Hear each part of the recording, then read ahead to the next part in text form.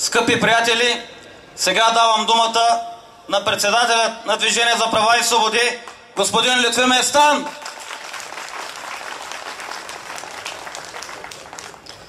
Благодаря. Аз съм истински щастлив да приветствам всички вас с чудесния празник Хъдърлес.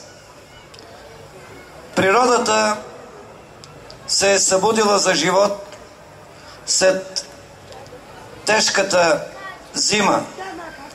Аз виждам в това една много ясна политическа метафора.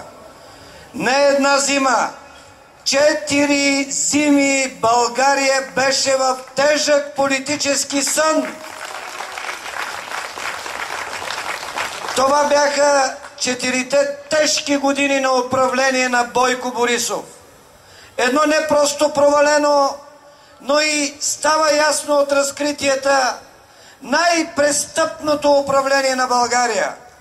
И така както природата се събуди за нов живот, така наш дълг е на 12 май да възкрасим и българската демокрация, като отстраним от власт това провалено и престъпно управление. Скъпи мои брати и сестри, ръководството на Движението за права и свободи може би е най-щастливото ръководство. Знаете ли защо? 15 дена вече обикаляме и страната. Минахме през целия Родопски масив. Пловдив, Ловеч, Велико Търново.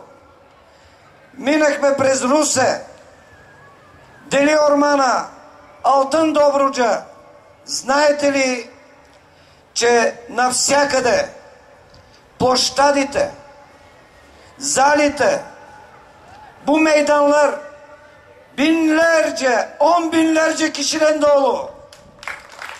Навсякъде има хиляди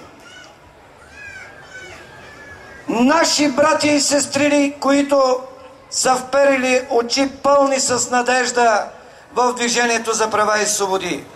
Днес Движението за права и свободи е единствената политическа сила, която може да събере под знамената си хиляди, десетки хиляди свои членове и симпатизанти.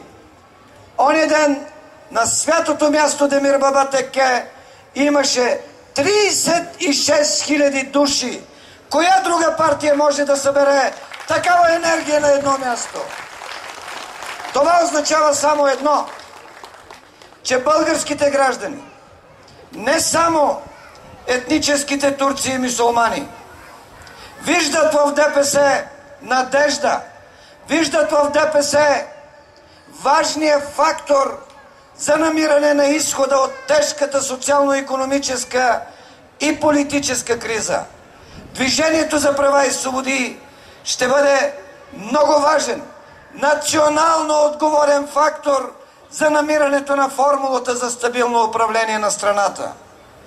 България има нужда от ново демократично правителство, в което ще управлява така, че и ние, представителите на малцинствата, да се чувстваме свободни и сигурни едновременно.